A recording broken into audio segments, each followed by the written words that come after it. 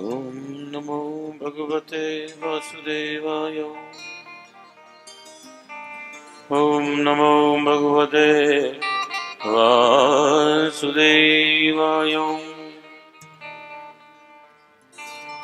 वनसी विभूषित करार्णवनीरदाभात् पीताम्बरो दरुणबिम्ब फलाधरोष्ठात् पूर्णेन्दुसुन्दर मुखादरविन्दनेत्रात् कृष्णात् परं किमपि तत्त्वम् अहं न जाने। मनोजवं मारुतुल्यवेगं जितेन्द्रियं बुद्धिमतां वरिष्ठं वातात्मजं वानरयूथमुख्यं श्रीरामदूतं शरणं प्रपद्ये। आपदामभर्तारं दातारं सर्वसम्पदां लोकाभिरामं श्रीरामं भूयो भूयो नमाम्यहम्।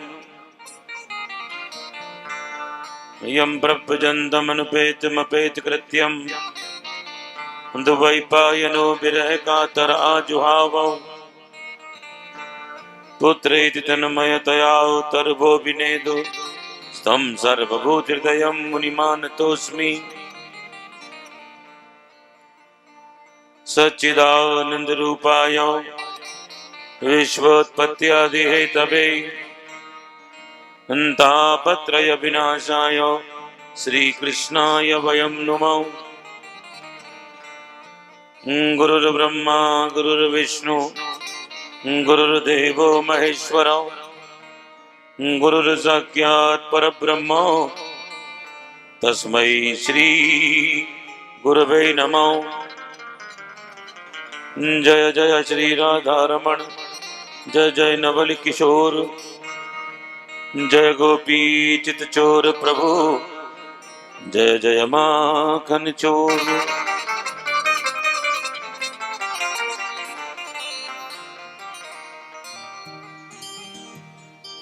बोलो बाल कृष्ण लाल की जय। श्रीमद् भागवत महापुराण की जय। श्री बांके बिहारी लाल की जय। जय जय श्री राधे।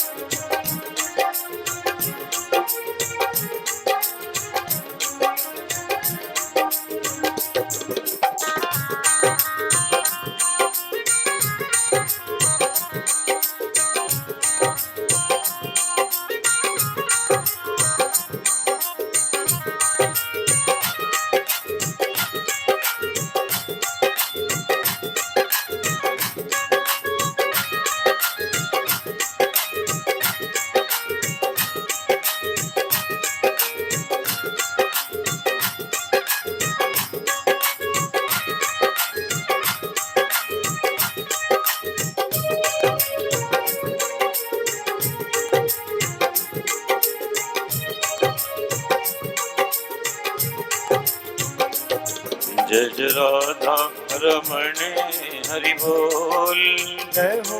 जय जय राधा रमण हरि बोल जय जय राधा रमण हरि बोल जय जय राधा रमण हरि बोल रमण हरि बोल जय जय राधा रमण हरि बोल हरि बोल हरि हरि बोल हरि बोल हरि हरि बोल जय जय राधा रमण हरि बोल जय जय राधा रमण हरि बोल जय जय राधा रमण जय जय राधा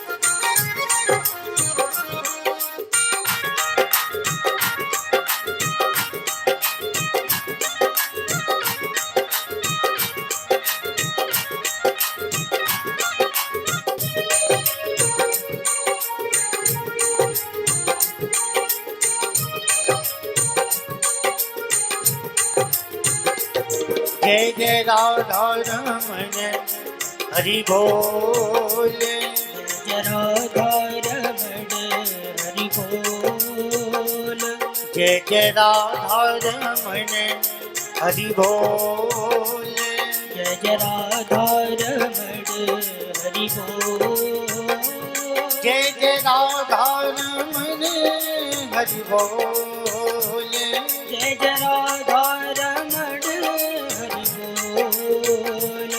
हरि बोल, हरि बोल हरि बोल हरि हरि बोल, हरि बोल हरि बोल हरि हरि हरि बोल, राधा रमण हरि बोल, जय जय राधा रमण हरि बोल, राधा रमण हरि बोल, जय जय राधा रमण हरि बोल, जय जय राधा रमण हरि बोल, जय जय राधा रमण, जय जय राधा रमण, जय जय राधा रमण हरि बोल। जय जय श्री राधे। बहुत से लोगों के जीवन में एक बात होती है,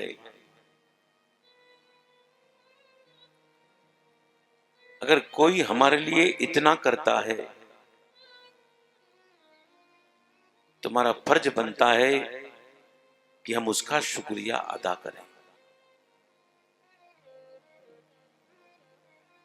इतना किया है, हम इतना बताएं। और किसी ने हमारे साथ गलत किया है, इतना भी किया हो, उसको हम छुपा लें। ये अच्छे लोगों की पहचान होती है। हमारे आदरणीय राजकुमार जी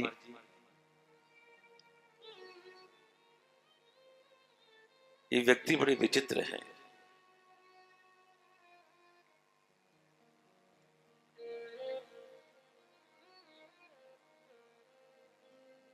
अपने मामाओं से परिचय कराते हैं और कहते हैं गुरुजी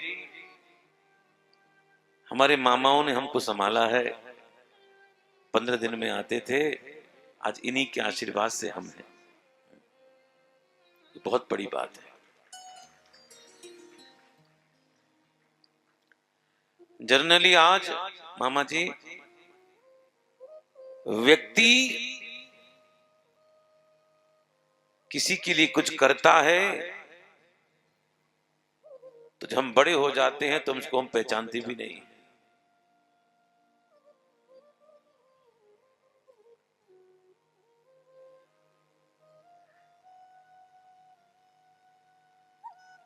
एक बात और बताइए, बाबूजी ने आज गाड़ी में आते थे भैया,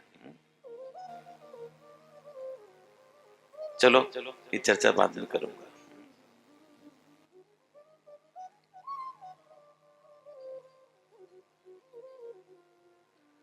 कर्णोपिधाय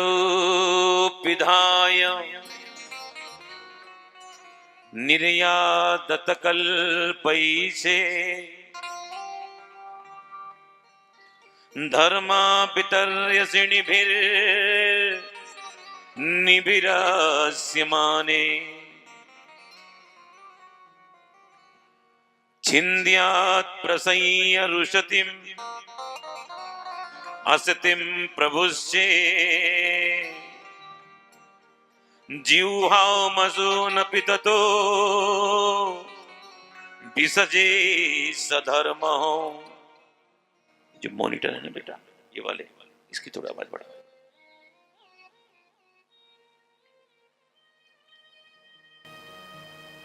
भागवत एक बहुत अच्छी बात कहती है,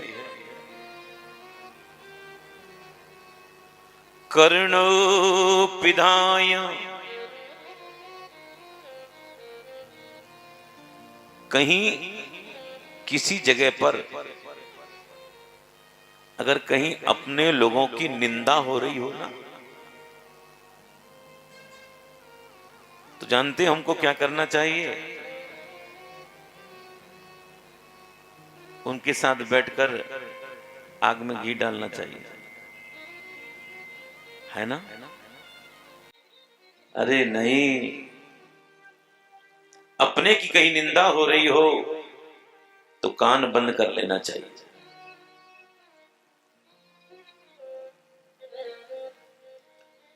मगर हिम्मत हो,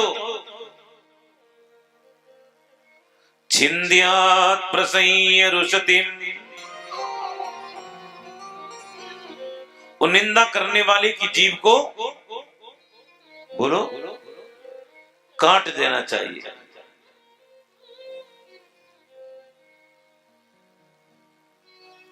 अगर कुछ नहीं कर सकती हो तो चुल्लू भर पानी में डूबकर मर जाना चाहिए। और सती ने ऐसा ही किया।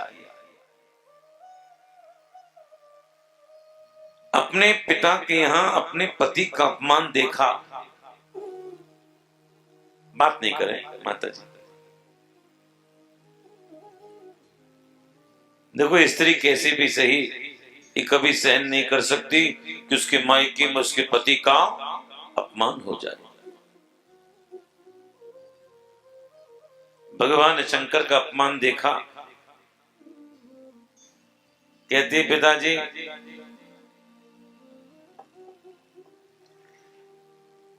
आप मेरे पिता हो, मैं आपको श्राप भी नहीं दे सकती,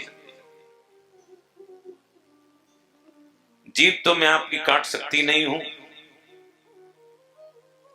यहां से जाकर भी मैं क्या कर लूंगी। तो मेरे पास केवल एक ही चारा है कि मैं अपने प्राणों के लिए त्याग करूं।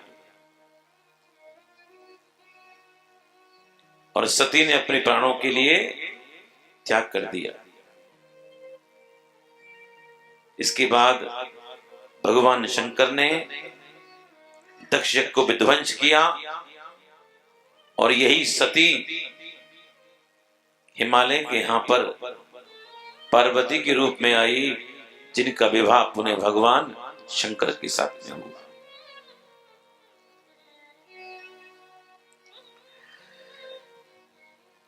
मनु जी की 3 कन्याएं आकुति,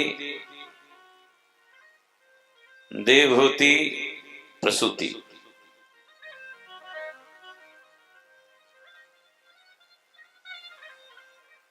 दो पुत्र,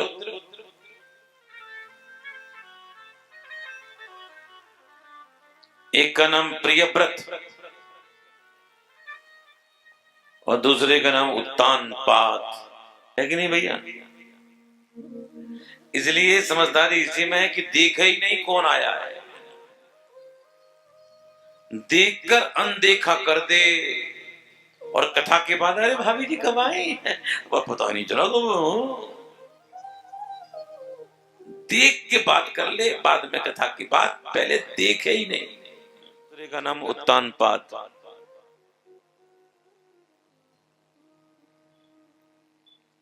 उत्तानपाद किसे कहते हैं?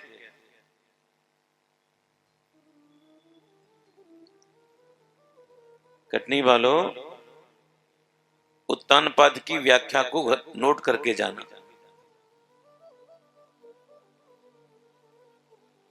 जो काम जिसको जहां करना हो वो व्यक्ति उस काम को वहां नहीं करता, उत्तानपाद है।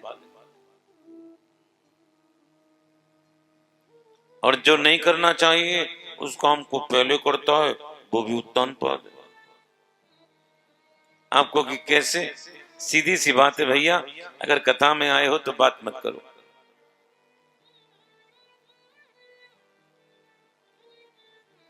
कथा में आए हो मोबाइल मत चलाओ, कथा में आए हो बात मत करो, कथा में देरी से आए हो तो पीछे बैठो। जो ये काम नहीं करते, कथा में बात करते हैं, मोबाइल चलाते हैं, देरी से आते हैं, आगे घुसने की चेष्टा करते हैं, उनसे कुछ कहना नहीं,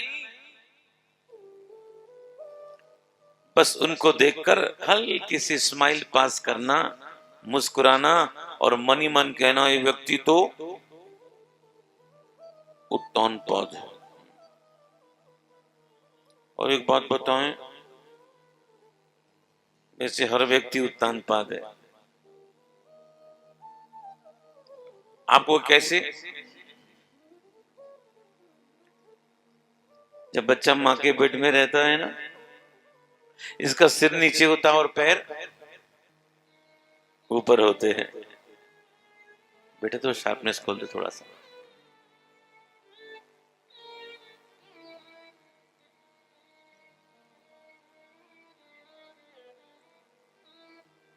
इतनी बार इसको शार्पनेस में बोलता हूं ना, आप यकीन मानना, रात को मैं करीब 3 बजे करीब उठ बैठा। पंडित जी बोले क्या हुआ? मैंने क्या बोल रहा था? बोले आप कह रहे थे शार्पनेस बढ़ा दे। बोलो राधे राधे।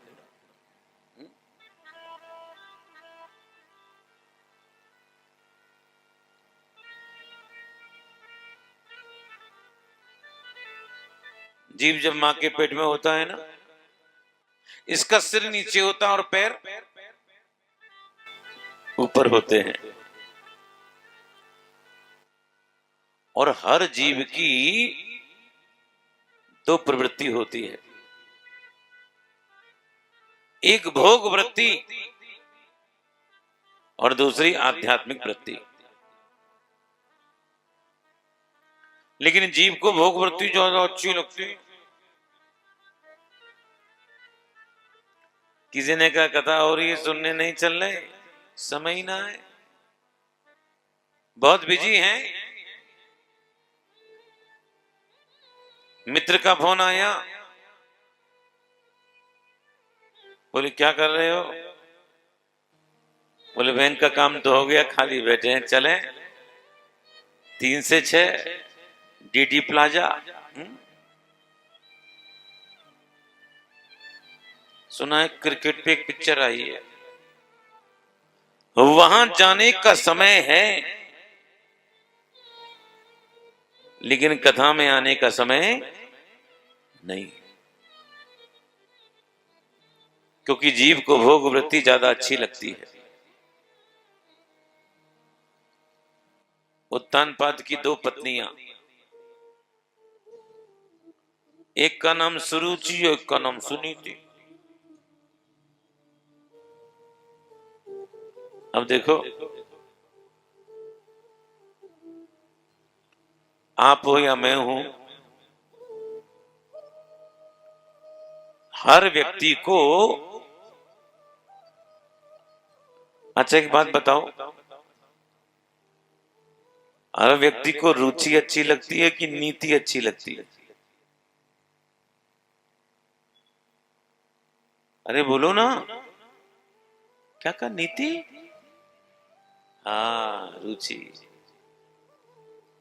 महाराज अपनी इच्छा का ही खाएंगे, अपनी इच्छा का ही पहनेंगे। उत्तानपाद ने अपनी पत्नी सुरुचि को पास में रखा है और सुनीति को दूर छोड़ रखा है। सुरुचि के पुत्र का नाम उत्तम और सुनीति के पुत्र का नाम ध्रुव। संकल्प। कथा आप सब जानते हो। कहते हैं ध्रुव जी खेलते खेलते आज महल में आए और महल में आकर जैसे ही उत्तानपाद की गोदी में बैठना चाहते थे,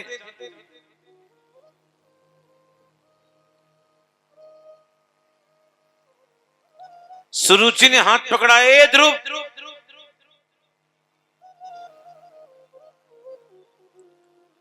तू उनकी गोदी में बैठना चाहता है?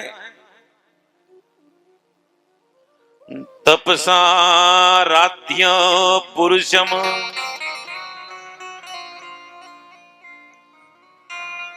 भजन कर नारायण का।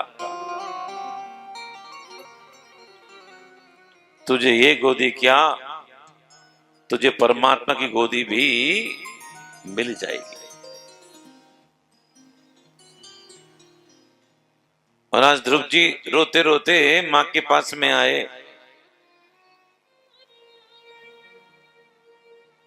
मां ने कहा बेटा क्यों रो रहे हो? ध्रुव जी ने सोचा अगर मैंने कह दिया उस विमाता की निंदा हो जाएगी। और मेरी मां ने मुझे बचपन से दूध पिलाते पिलाते ये सिखाया, बेटा जीवन में कुछ भी हो जाए किसी की निंदा नहीं करना।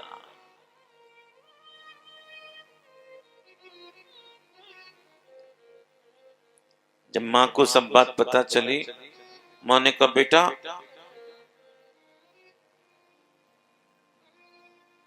आंसू पोंछ, आंसू पोंछ। और आज मां सोचती है कि मेरा बालक ध्रुव निर्मल बुद्धि वाला है, पवित्र आत्मा वाला है, अगर अपने पिता के लिए कुछ कह देगा तो कहीं मेरे पति का अमंगल नहीं हो जाए। इसलिए पहला शब्द भागवत में सुनीति बोलती है, तपसा राध्यो पुरुषम। बेटा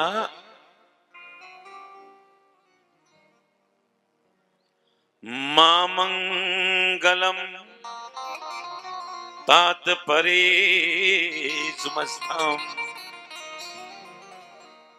बेटा हमको किसी का बुरा नहीं सोचना चाहिए। जो व्यक्ति जैसा करता है ना वो वैसा भुगता है। इसलिए बेटा तो उस विमाता की आंख पर मत जा, उसकी बात पर जा। क्या कहा उसने? भजन कर नारायण का, तुझे ये गोदी क्या तुझे परमात्मा की गोदी भी मिल जाएगी। बंधुओं, संसार में दो तरह के लोग होते हैं। एक तो वो होते हैं जहां चले जाएं उन्हें केवल गंदगी ही नजर आती है।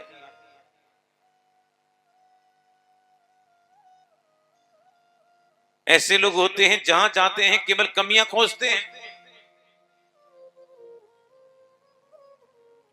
लेकिन कुछ आप जैसे अच्छे लोग भी होते हैं जिनको कमियां दिखती नहीं। कुछ लोग कहते हैं कथा रखनी तो सर्दी में रख लेते,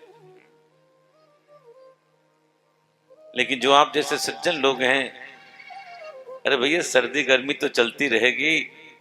इस परिवार का बहुत बहुत शुक्रिया है, कम से कम कथा कराकर हमको कथा सुना तो रहा है महाराज। अच्छे लोग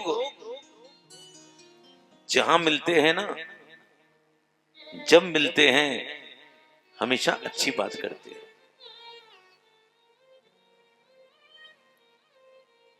और एक बात और कह दूं, जीवन में तरक्की करनी हो ना किसी भी क्षेत्र में, तो सबके लिए अच्छा सोचना चालू कर दो।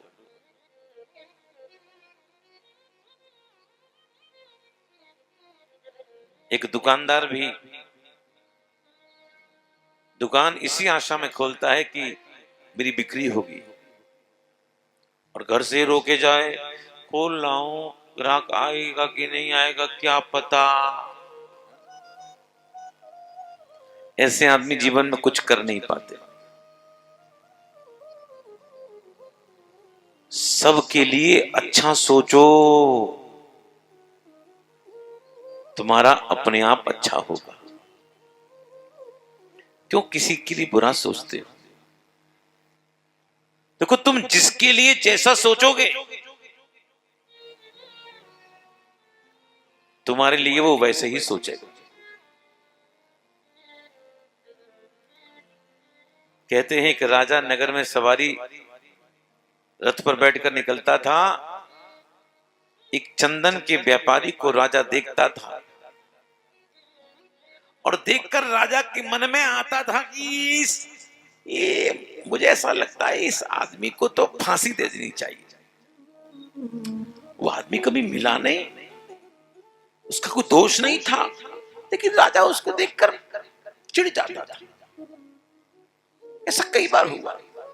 राजा ने मंत्री से कहा कि भाई क्या बताऊं, मैं इस आदमी को देखता हूं तो मुझे कुछ अच्छी फीलिंग नहीं आती।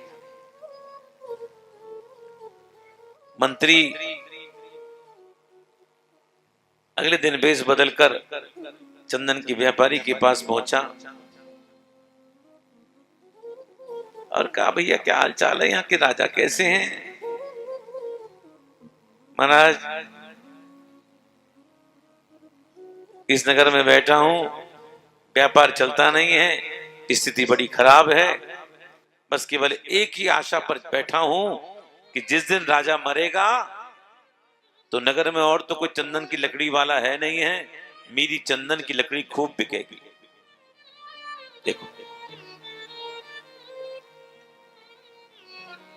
मंत्री समझदार था। मंत्री ने कहा कि भैया अच्छा कोई चंदन की लकड़ी दो बढ़िया। चंदन की लकड़ी को लिया और लेने के बाद राजा के पास पहुंचा। हुजूर जब मैं उसके पास पहुंचा, उसने आपके लिए चंदन की लकड़ी तोहफे में दी है। और जो राजा ने खोल कर देखा, आहा इतना बढ़िया चंदन, इतना बढ़िया चंदन मैंने तो कभी आज तक देखा नहीं जीवन में। और देखो मैं बेचारे के बारे में कितना बुरा सोचता था। ए मुनीम जी, कुछ सोने के सिक्के लेकर आओ। सोने के सिक्के लिए मंत्री को कहा कि उसको इनाम देकर आओ। और जब मंत्री उस इनाम को लेकर व्यापारी के पास में गया और कहा कि जब ये चंदन की लकड़ी मैं राजा को दी, राजा ने आपके लिए तोहफा भेजा है। व्यापारी सोचने लगा कि देखो मैं कितना मूर्ख हूं, इसी राजा के बारे में कितना गलत मैं सोचता था और इसने मुझको इनाम दिया है, इस इनाम से मेरी गरीबी दूर हो जाएगी।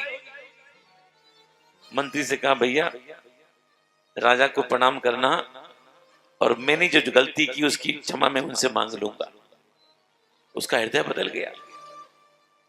अब जब भी राजा निकल कर जाता तो चंदन के व्यापारी को देखकर उसके मन में वो पहले जैसे विकार नहीं आते थे। इसलिए बंधुओं, तुम सामने वाले के लिए जैसा सोचोगे ठीक वैसी ही फीलिंग उसके मन में भी आपके प्रति आएगी ही। इसलिए अच्छा सोचना चालू कर दो, तुम्हारे लिए भी वो सब अच्छा ही होगा।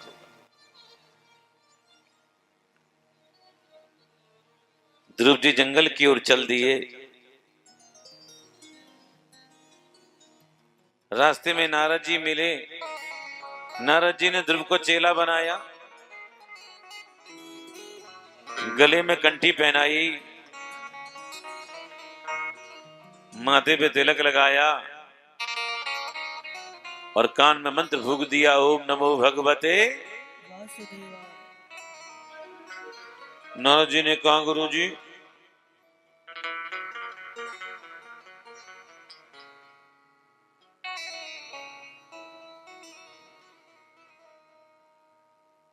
ठीक है, मंदिर वाले हैं, मंदिर वाले। हाँ तुम्हारे लोकल आदमी मैंने पहचान लिया, तुमने नहीं पहचाना, कैसे आदमी हो तुम? हाँ ठीक है बैठो। पहले दिन शोभा यात्रा में रात को देखे थे हमको 9:30 बजे के बाद। अरे क्या रोहित भैया, कैसे तुम कैटरिंग काम करते हो, पहचानते नहीं हो रात को तुम?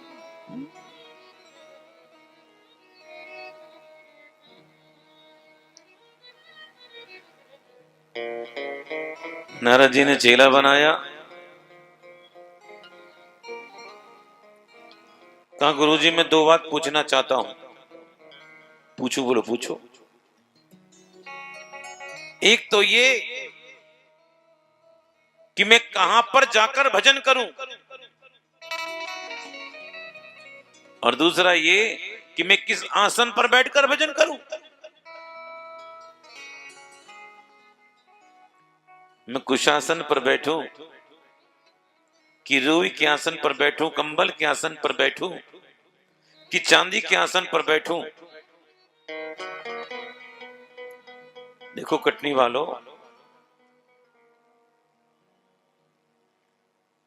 भजन जो करो आसन अपना ही होना चाहिए। अक्सर हम घरों में देखते हैं लंबा चौड़ा खानदान होता है, एक ही आसन बिछा रहता है और पूरा खानदान उसी में बैठकर एक आध दो माला होती है, कील से उतारी और उसी को खींचा और चल दी। भजन की अपनी माला होनी चाहिए और बैठने के लिए अपना ही आसन होना चाहिए। ये आजकल चले ना सूती आसन कॉटन के, ये तो अशास्त्रीय है। सूती आसन पर बैठकर भजन करने से व्यक्ति दरिद्र होता है। आपको गुरुजी हम आसन ही नहीं ले, नीचे बैठ जाए धरती पर, ये भी गलत है। बिना आसन धरती पर बैठकर भजन करने से व्यक्ति रोगी होता है। इसलिए आसन कौन सा होना चाहिए? कुशाकासन हो, और कुशा पर नहीं बैठ सकते हो तो ऊनी आसन होना चाहिए जो कंबल का आसन होता है। इसको पवित्र माना गया है। नारद जी ने कहा बेटा, जिनके गुरु नहीं होते उनको किसी आसन पर बैठने की जरूरत होगी। तुझे किसी आसन पर बैठने की जरूरत नहीं है, तुझको मैं अपना कृपा आसन देता हूं। मेरे कृपा आसन पर बैठकर ही भजन करना।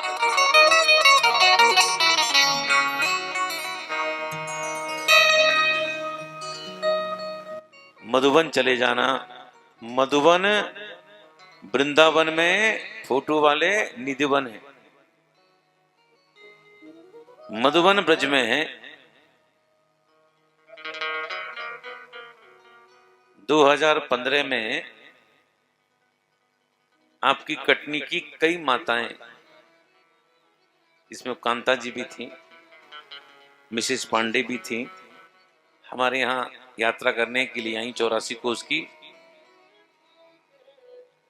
और जब हम लोग 84 कोस की यात्रा करते हैं ब्रज की, तो उसमें मधुबन आता है। और आज ध्रुव जी मधुबन में आए, मधुबन में आए। मधुबन में आकर ध्रुव जी ने घनघोर तप किया। जय जय जय जय जय जय जय। छठे महीने आते आते ध्रुव जी ने श्वास को रोक लिया। देवताओं में खलबली मची।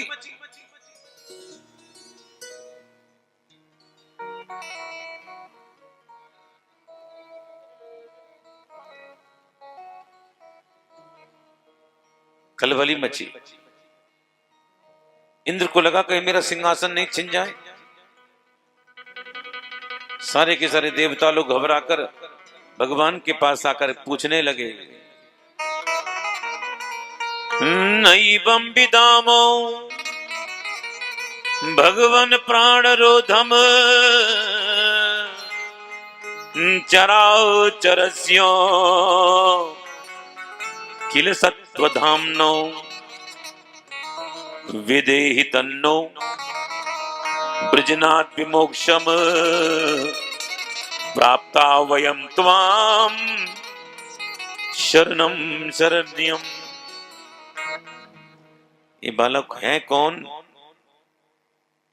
जो इतना घनघोर तप कर रहा है? ये बालक है कौन? कटनी वालों, भगवान प्रसन्न हो गए। और भगवान इतने प्रसन्न हुए कि मैं शब्दों में नहीं बता सकता कि भगवान कितने प्रसन्न हुए, लेकिन समझाने के लिए बता सकता हूं। जैसे कोई बाहर का व्यक्ति किसी पिता को जब उसके बच्चे की तारीफ करता है ना, जैसे बच्चे की तारीफ सुनकर जैसे पिता मंद मंद मुस्कुराता है, ऐसी भगवान मंद मंद मुस्कुराए। भगवान कहते हैं मेरा बालक है ध्रुव, इसको दर्शन देने जाऊंगा। अरे नहीं, दर्शन देने नहीं जाऊंगा, मैं ध्रुव का दर्शन करने के लिए जाऊंगा। महाराज हल्का रिवा पड़ा, रिवा।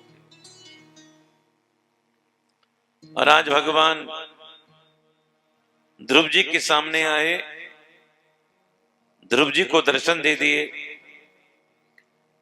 और भगवान ने शंख बजाया।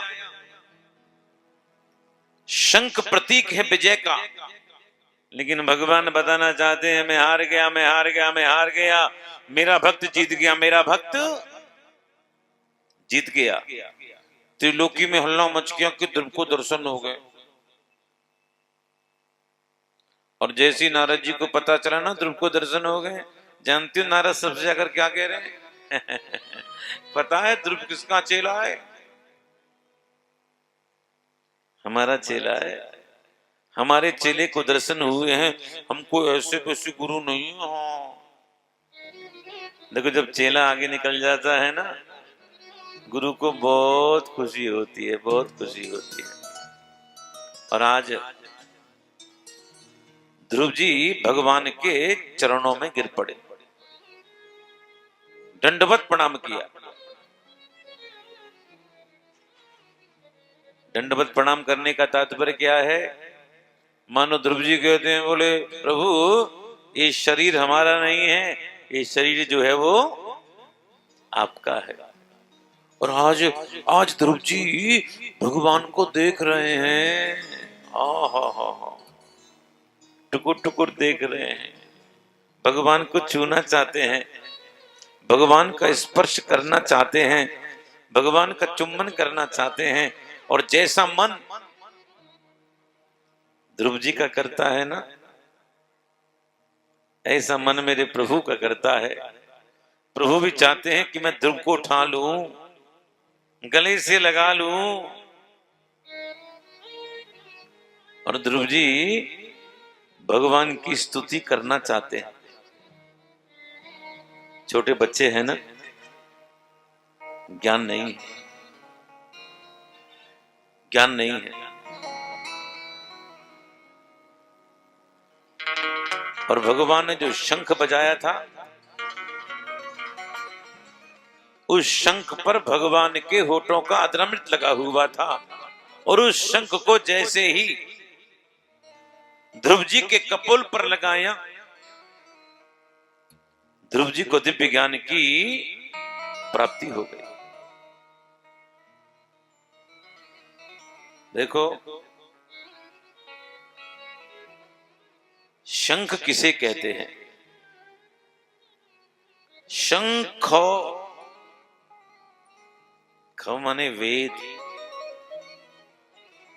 जिसके अंदर वेद होते हैं उसको शंख कहते हैं। घर में ठाकुर हो, घर में ठाकुर हो तो शंख जरूर होना चाहिए। बिना शंख के ठाकुर सेवा होती ही नहीं है। और आज ध्रुव जी को दिव्य ज्ञान की प्राप्ति हो गई।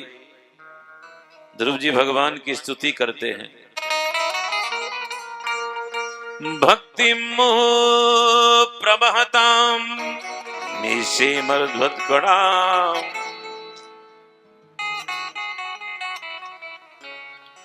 निशे भवन गुण कथा मृतपान मत्तो।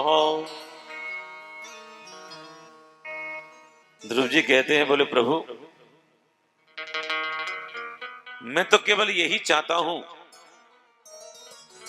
जो संत आपकी कथा करते हैं ना, उन संतों की चरण धूलि में लौटने का सौभाग्य मुझको प्राप्त हो, मैं तो केवल यही चाहता हूं। और भगवान ने आज ध्रुव जी को ध्रुवलोक प्रदान कर दिया, और आज भगवान ने ध्रुव जी को ध्रुवलोक की प्राप्ति करा दी। ध्रुव जी चाहते भी यही थे। देखो, भगवान वही करते हैं जो भक्त को अच्छा लगता है, और भक्त भी वही करते हैं जो भगवान को अच्छा लगता है। ये भक्त और भगवान की माया बड़ी विचित्र है।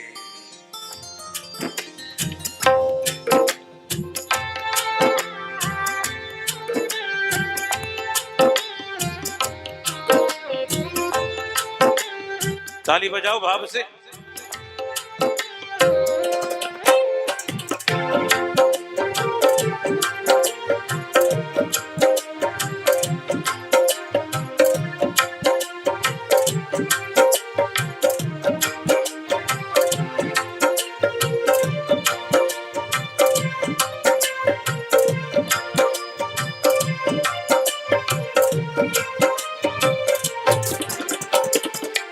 जहाँ ले चलोगे वही मैं चलूंगा, जहाँ ले चलोगे वही मैं चलूंगा, जहाँ ले चलोगे वही मैं चलूंगा, जहाँ ले चलोगे वही मैं चलूंगा, जहाँ नाथ रख लोगे, जहाँ नाथ रख लोगे वही मैं रहूंगा, जहाँ ले चलोगे वही मैं चलूंगा, जहाँ ले चलोगे मैं चलूंगा।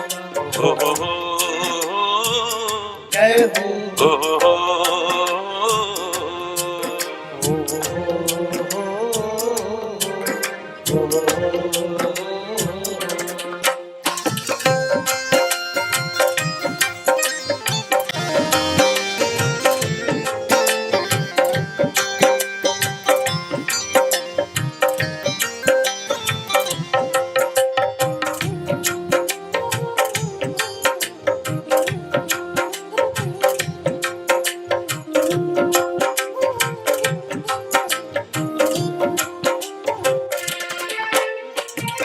ये जीवन समर्पित है चरण में तुम्हारे, तुम ही मेरे सर्वस, तुम ही प्राण प्यारे।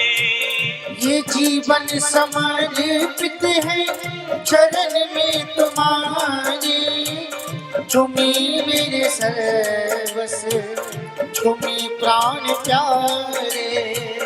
तुम्हें छोड़ कर नाथ, तुम्हें छोड़ कर नाथ किसको कहूँगा, जहाँ ले चलोगे वही मैं चलूंगा, जहाँ ले चलोगे वही मैं चलूंगा। हो जय हो। हो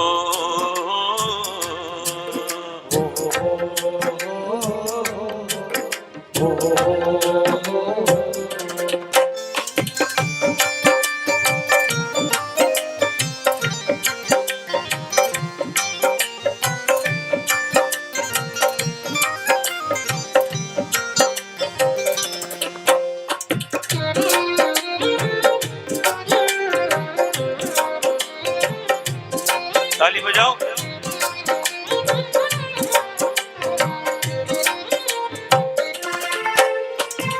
ना कोई अल्लाह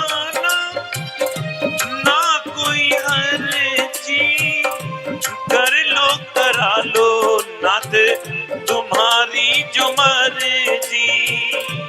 ना कोई उलाहना ना कोई अर्जी, कर लो करा लो नाथ तुम्हारी जो मर्जी।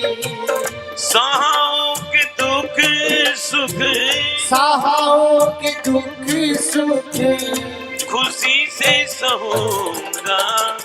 जहाँ ले चलोगे वहीं मैं चलूँगा। जहाँ ले चलोगे वहीं मैं चलूँगा। ओ हो ओ हो ओ हो हो हो हो हो।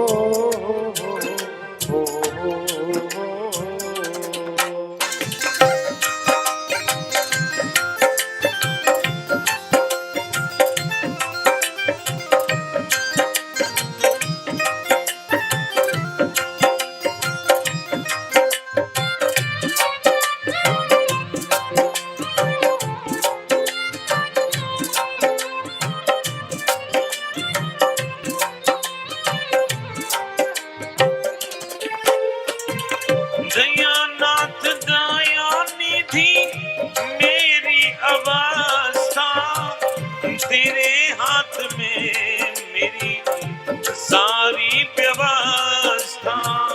दयानाथ दयानिधि मेरी अवस्था तेरे हाथ में मेरी सारी व्यवस्था।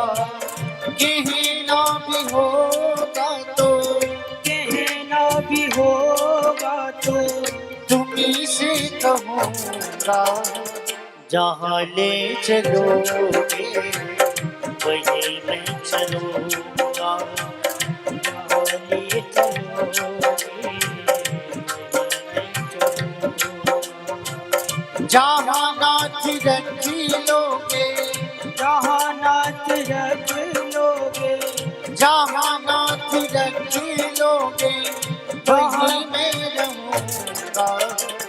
जहाँ ले चलोगे वहीं मैं चलूँगा। जहाँ ले चलोगे हो हो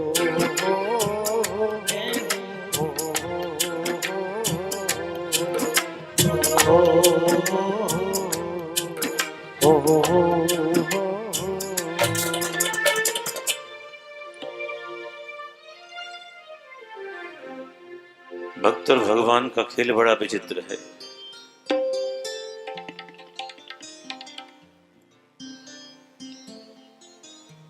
भगवान ने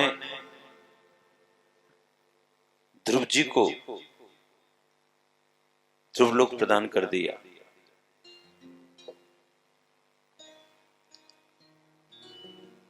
नरसिंह पुराण में कथा आती है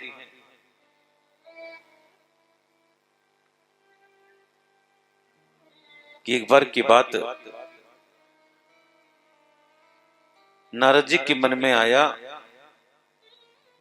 कि चलो अपने ध्रुव से मिलकर आना चाहिए।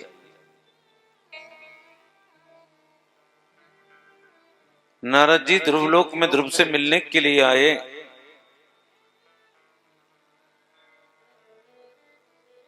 पूरे ध्रुवलोक को छान मारा, ध्रुव जी नहीं मिले। जब निकल कर जा रहे थे तो ध्रुवलोक के कोने में कुशा के आसन पर बैठे हुए ध्रुव जी भजन कर रहे थे। हाथ में माला थी और आंखों से झरने गिर रहे थे, रो रहे थे। गुरु जी को देखकर प्रणाम किया। नारद जी ने कहा, बेटा ध्रुव क्या बात है, क्यों रो रहे हो? और आज ध्रुव जी रोते रोते कहते हैं, गुरु जी मुझसे बड़ी भारी गलती हो गई, गलती हो गई। बेटा क्या हुआ? गुरु जी मेरे आराध्य मेरे ठाकुर स्वयं मेरे पास में आए और मैंने उन ठाकुर से उनको ना मांगकर इस ध्रुव लोक को मांग लिया, इसी बात का अफसोस मुझको जिंदगी भर रहेगा। मेरे भाई बहन, भगवान से भगवान को ही मांग लो।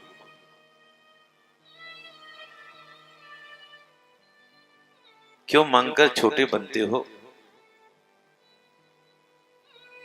जो भगवान अगर चैंटियों को भी नूपुर पहना दिए जाएं, वो उनकी आवाज भी सुन सकता है, तो क्या तुम्हारे मन की बात नहीं जानता? लेकिन हम लोग कंगले हो गए हैं, जब देखो मांगते रहते हैं, जब देखो मांगते रहते हैं।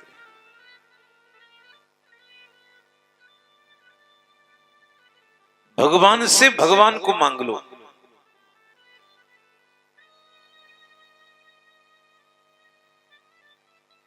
कितने लोग ऐसे हैं जो भगवान को चाहते हैं, और बहुत से लोग ऐसे हैं जो भगवान से चाहते हैं। हम भगवान को नहीं चाहते, हम तो भगवान से चाहते हैं। उनसे कुछ कहने की जरूरत नहीं है। एक सच्ची प्रार्थना भी परमात्मा सुन लेता है।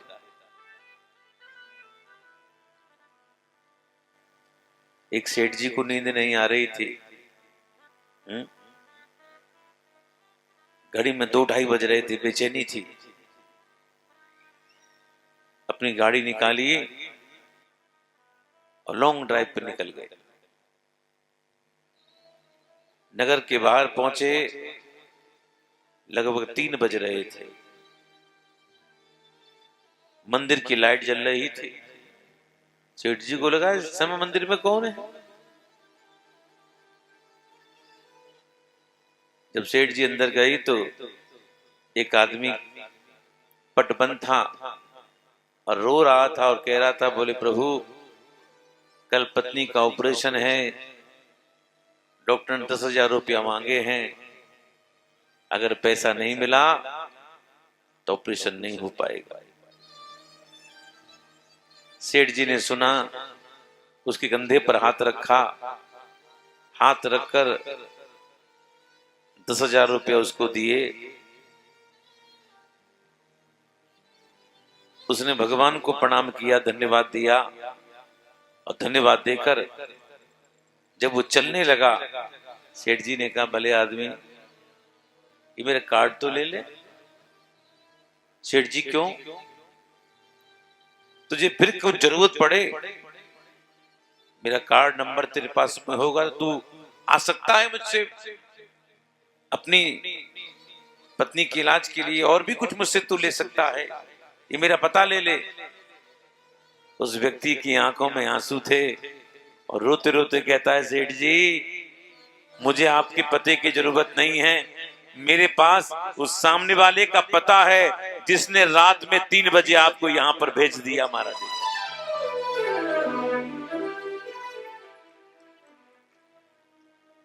इसलिए भगवान को भगवान से ही मांग लो।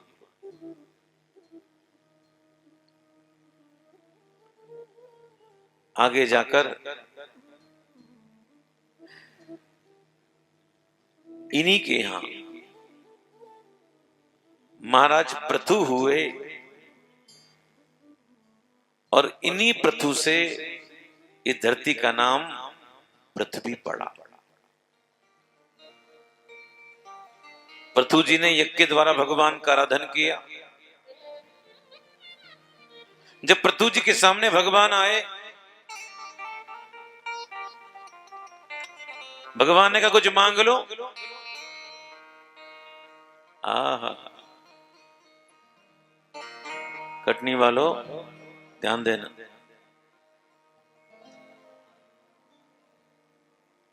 अगर हम होते तो कहते ये दे दो वो दे दो, लेकिन पृथु जी ने क्या मांगा है ये सुनने योग्य बात है।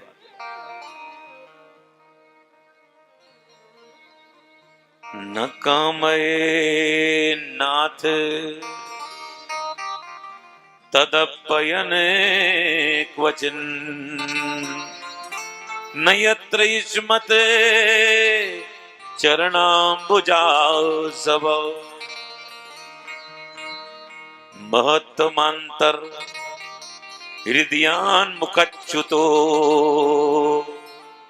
विधस्व कर्णा युतमेष में वरहो